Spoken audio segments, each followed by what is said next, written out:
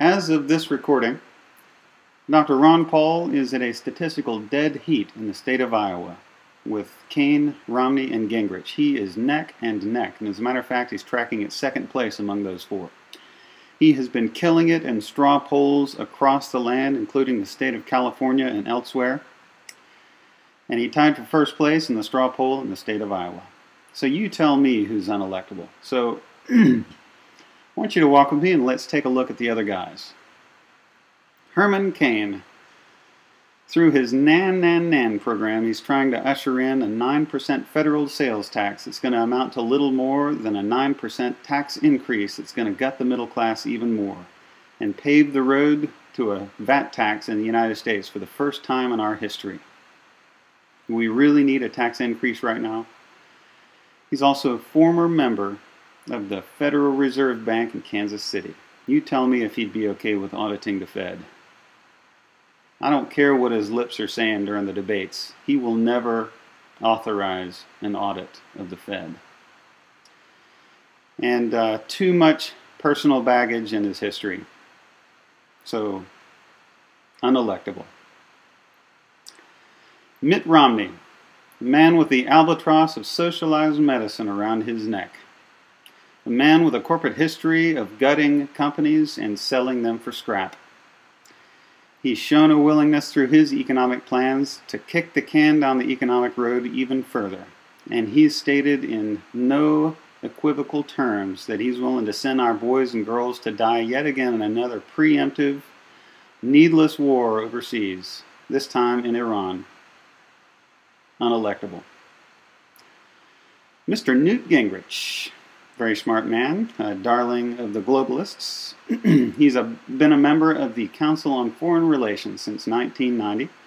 This organization's stated goal is the formation of a one-world government.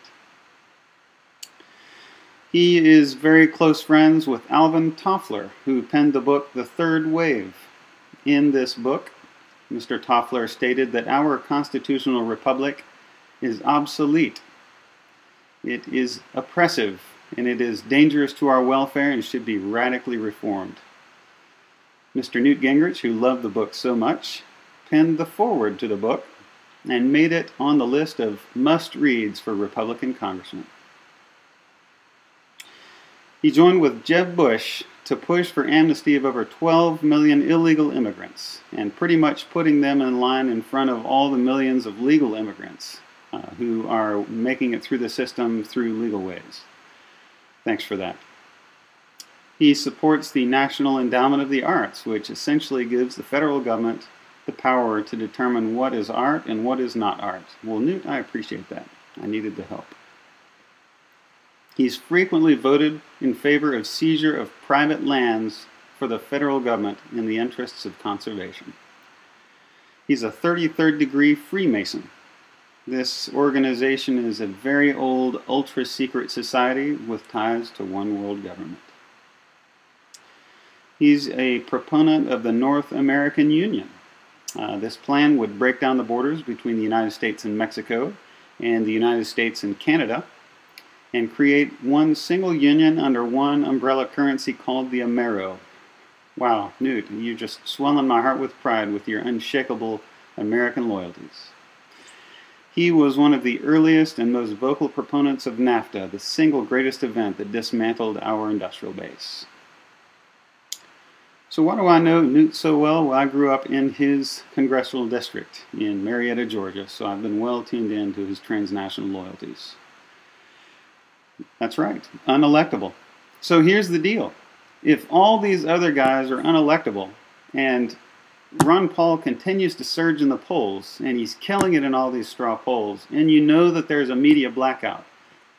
Perfect example is Rick Perry, who tracked way below everybody else in the polls, got 7.5 minutes of talk time in the South Carolina debate, and Rick Santorum, who's polling dead last, was given 5.5 minutes talk time at the debate, and Ron Paul was given 89 seconds at the debate. Then you tell me, if there's a media blackout, it's your job and it's my job to get his message out to the streets and educate people on his message of liberty and tell people the failure of Keynesian economics and the failure that the expansionary monetary supply has wrought upon our land and gutted our middle class.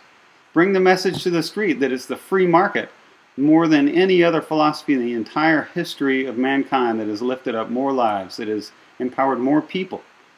Free market is the only way to go. So take the message to the streets. You can donate to his campaign, or you can even get on the phone. They have this new phone from home program that you have to take advantage of. You do it from home with a laptop and a telephone. Just go to phone.ronpaul2012.com. But we have to participate and we have to get involved because we have no excuse. You know, years ago I heard Ron Paul's message and it just made sense. I was amazed that there was somebody out there who was willing to speak the truth, and yet I did nothing. And then he ran for president in 2008, and yet again I did nothing. And now our economy is on the brink of economic collapse, and I have done nothing. But now I'm ready to do something. And so now I'm getting on the phone. And I need to get involved, and you need to get involved. Because let me tell you something.